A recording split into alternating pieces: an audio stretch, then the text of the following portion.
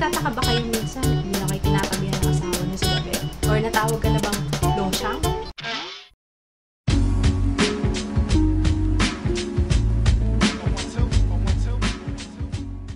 Nagising ako kaninang umaga. Pagkatingin ko sa salamin. Hindi porket may asawa ka na o napapabayaan mo na yung sarili mo. So, syempre, kailangan natin alagaan yung sarili natin. Gusto ba natin mukha tayong losyang?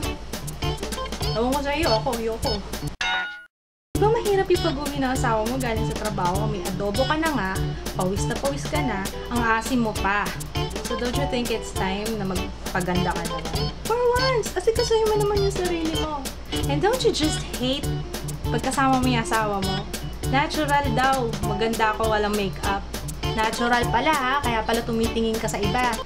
Siyempre kung may time tayong alagaan yung family natin, dapat may time din tayong asikasuhin yung sarili natin. So here's a little quick video on how to not be a losyang. Or at least pretend to.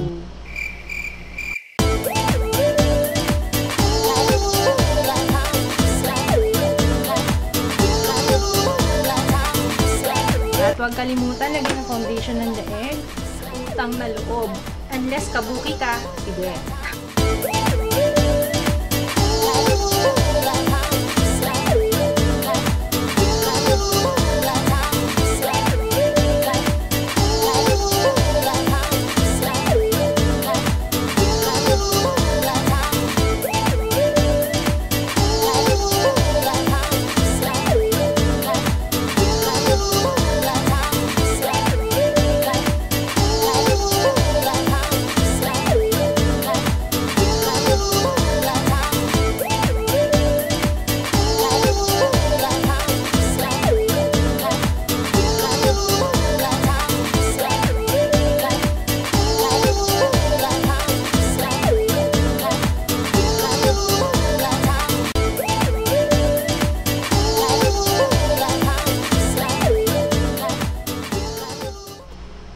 Pag medyo naiiyak-iyak ka na, isipin mo na lang, no pain, no gain.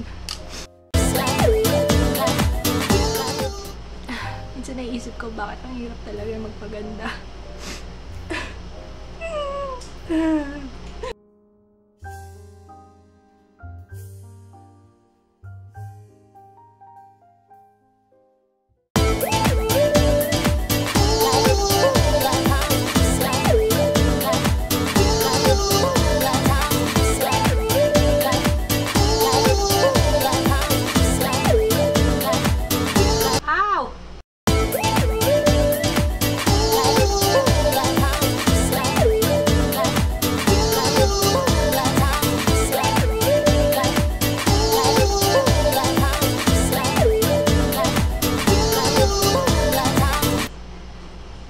Kailangan talaga nakabukas ang bibig.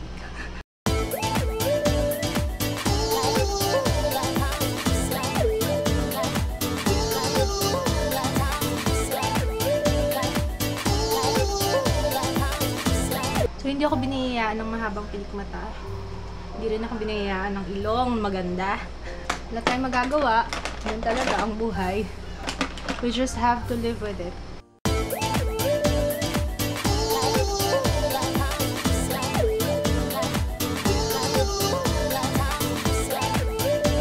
Yan, naglalagas si pilikmata ka.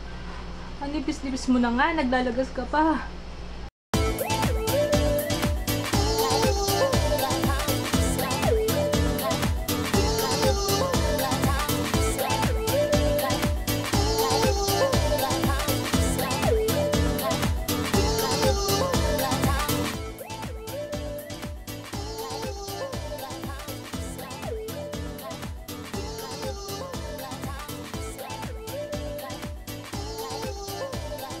So, pag medyo napapansin mo, nagmumukha ka ng tao, so you're doing it right.